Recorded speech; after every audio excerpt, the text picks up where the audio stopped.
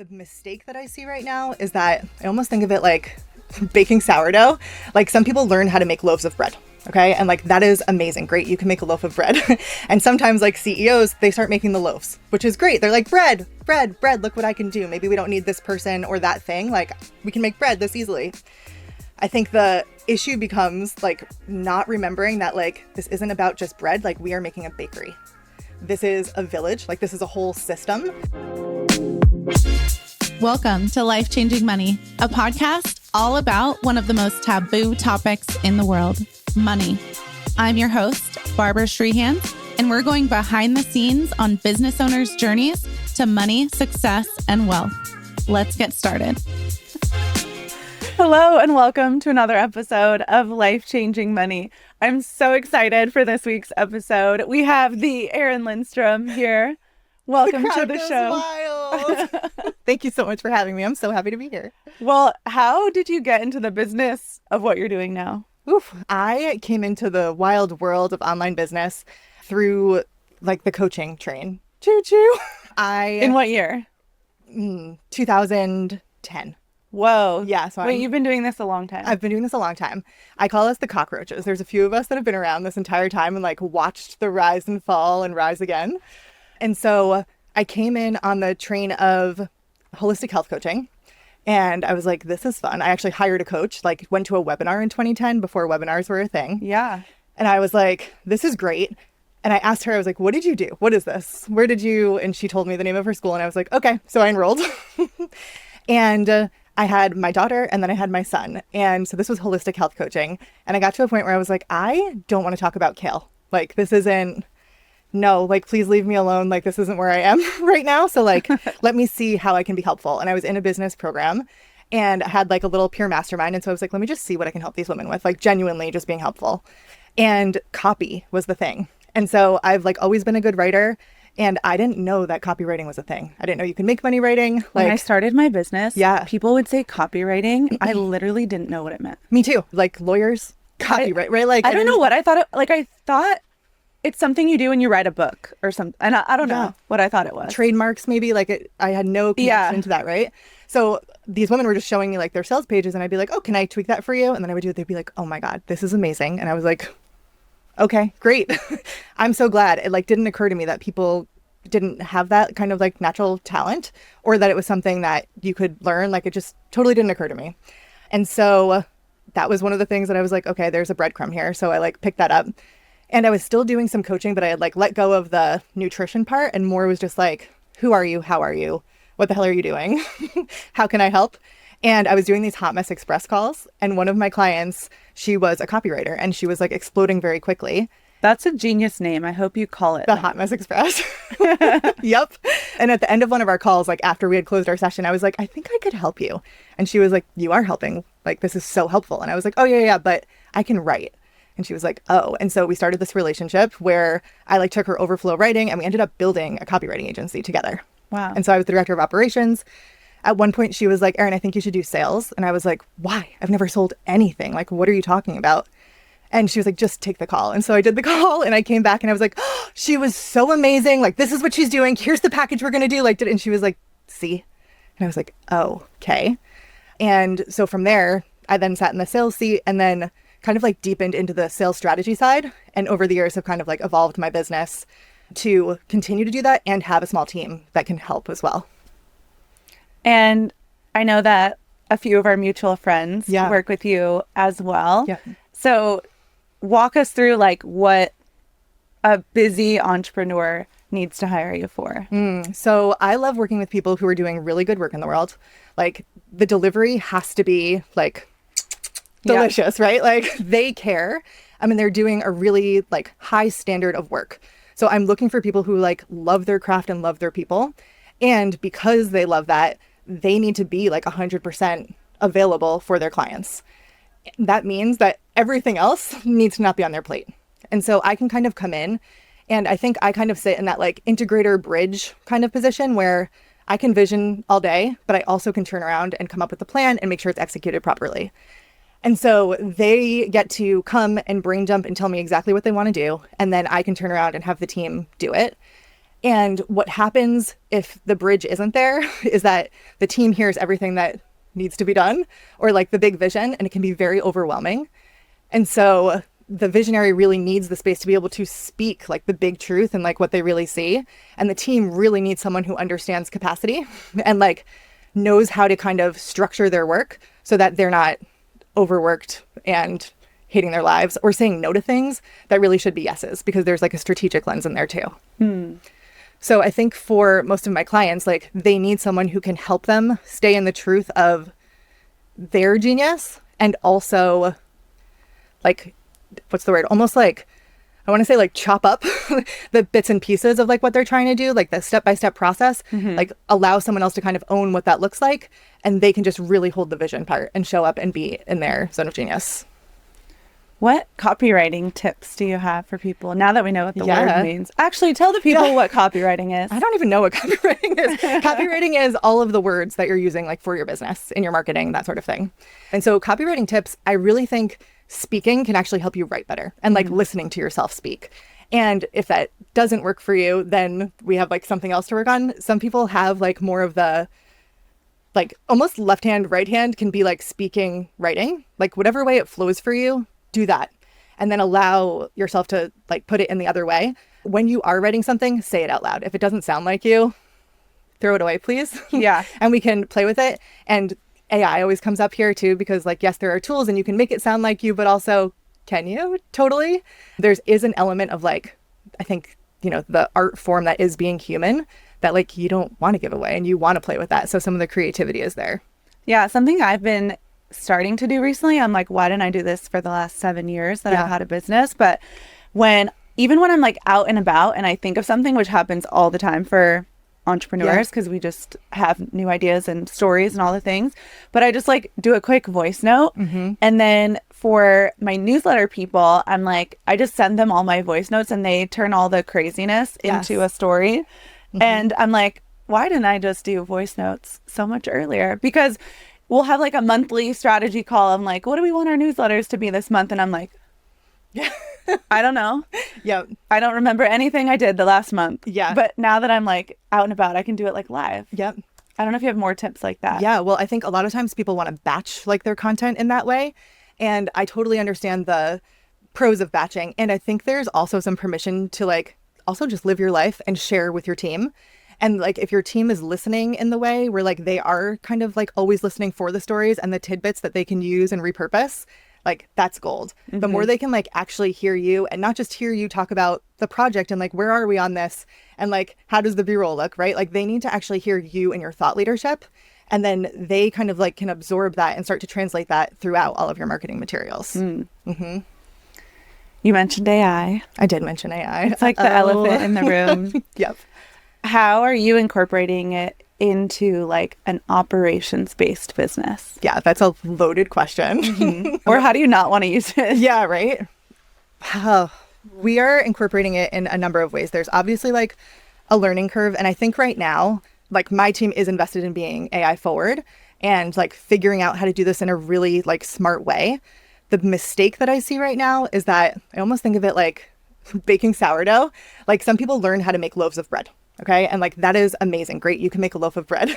And sometimes like CEOs, they start making the loaves, which is great. They're like, bread, look what I can do. Maybe we don't need this person or that thing. Like we can make bread this easily.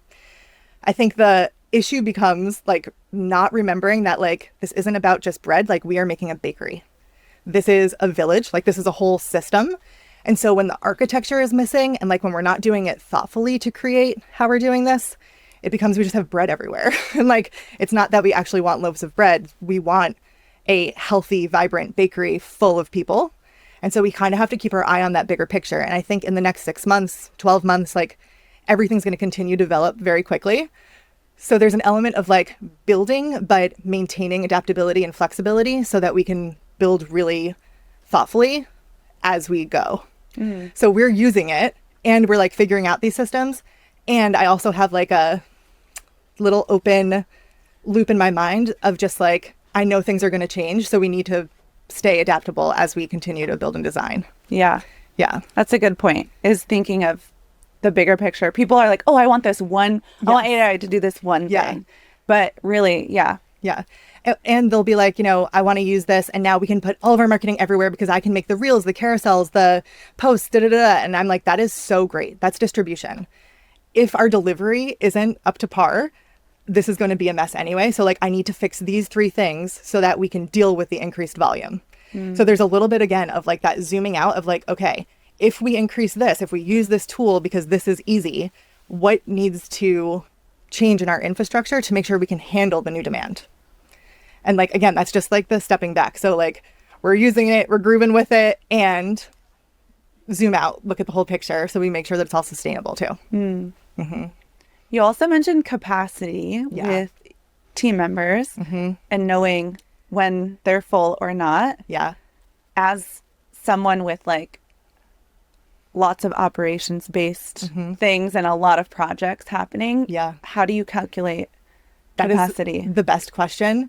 Okay. So something I've like learned recently as I've been like hiring and like my team has been evolving too, I always ask people capacity, like, what is your capacity? Because I care about my team members. I don't want them to be overwhelmed. Like, and I'm the kind of leader that like, if you are overwhelmed, tell me, because like I will sit down and help you with your work. Like we will figure it out and then we'll come up with a sustainable solution. But in the moment, like we're going to get it done and hopefully not at the expense of your health and happiness in life. Like we're in this together. When I ask my team what their capacity is, everyone would say like, yeah, I'm good, green. Like we do a red, yellow, green kind of like situation.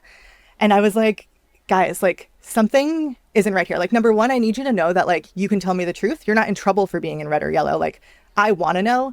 And I want you to raise that flag when you're at 70% capacity, not when you're at 99, because it's too hard to help someone at 99. They can't actually give anything away.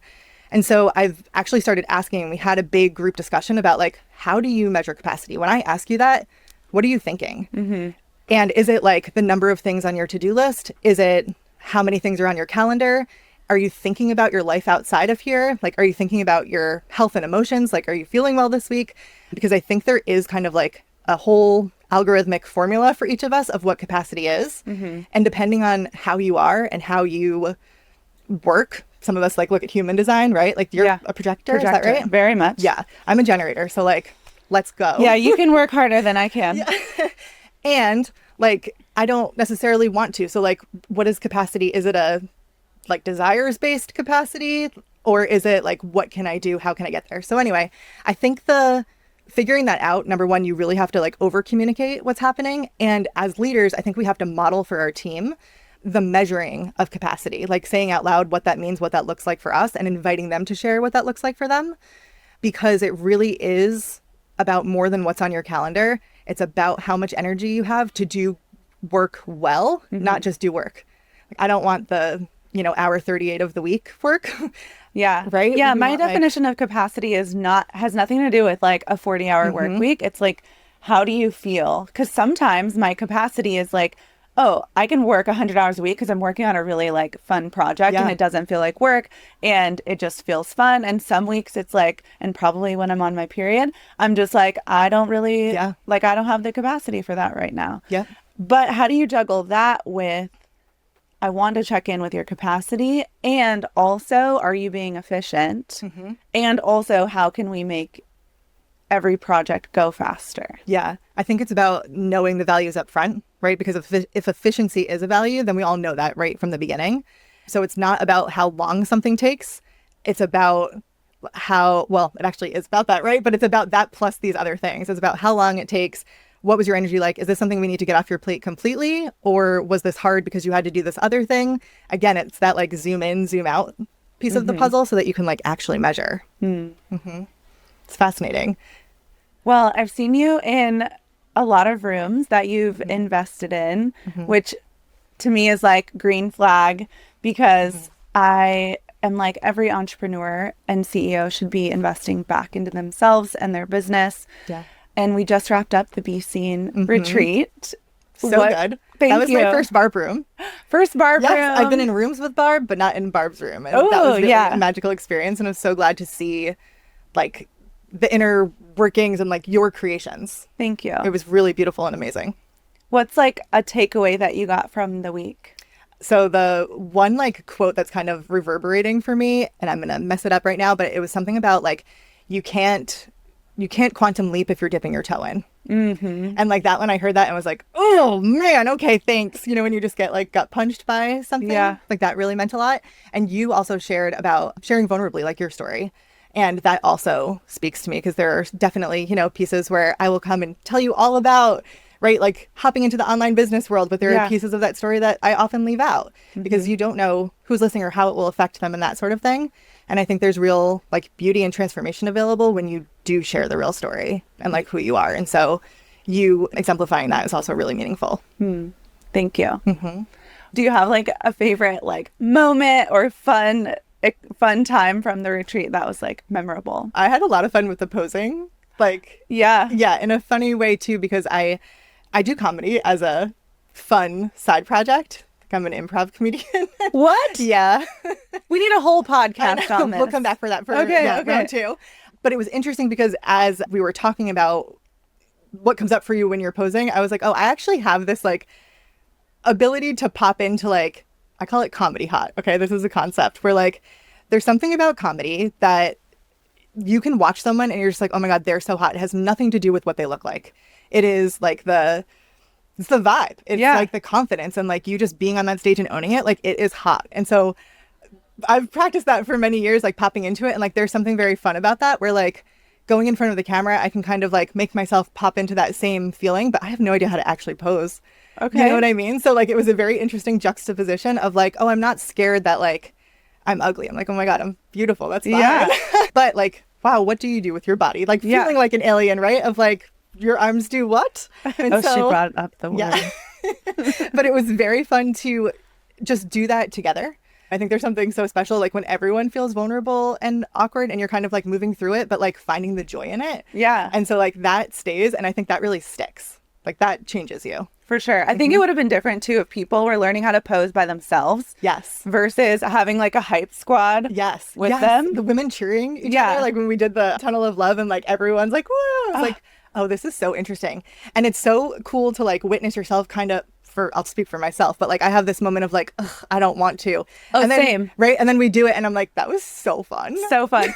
Okay. But even me, I saw some of the photos. Yeah. And my first inclination on my photos was to look at every single person's face that was lining, because I was like, someone's going to give me a bad look. Right. Someone's going to be like, no, they didn't. No. But why do I think that? It's humans. So silly. Yeah, absolutely. I think because we're protecting ourselves, right? Like, we're trying to stay safe. And it's such a beautiful gift to be in a situation where like everyone is genuinely cheering you on, and to have photographic evidence of that. Like, damn, for sure. Cool. So it's life-changing. Thanks, Barb. You're welcome. And like a ton of people in the room were like, I'm hiring Erin. So we'll see. Yeah, they need it.